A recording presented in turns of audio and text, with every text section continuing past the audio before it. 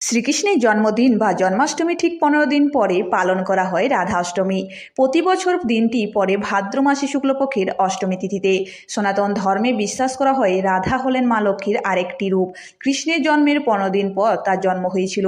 ধর্মীয় বিশ্বাস অনুযায়ী রাধারানীর জন্মদিনকেই রাধা অষ্টমী হিসেবে পালন করা হয়। ভগবান শ্রীকৃষ্ণ ও রাধারানীর পবিত্র প্রেমের সম্পর্ক স্মরণ রাখতে জন্মাষ্টমীর পাশাপাশি রাধা অষ্টমীও ভক্তির সঙ্গে পালন করেন কৃষ্ণ ভক্তরা।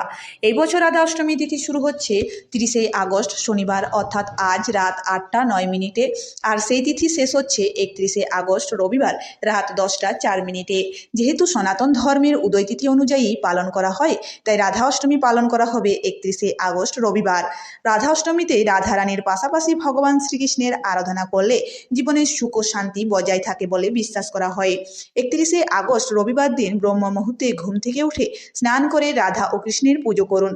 সম্ভব হলে তিথি থাকা পর্যন্ত উপবাস করে থাকুন। খাবার যদি খেতেই হয় তাহলে নিরামিষ খাবার খাবেন, কোনো রকম আমিষ খাবার এই দিন খাওয়া উচিত নয়। রাধা অষ্টমী তিথিতে শারীরিক সংযম পালন করার পাশাপাশি কারোর সঙ্গে ঝগড়াও করতে বারণ করা হয়। রাধে রাধে বন্ধুরা, যদি ভিডিওটা ভালো লেগে থাকে তাহলে লাইক, কমেন্ট, শেয়ার, সাবস্ক্রাইব অবশ্যই করবেন।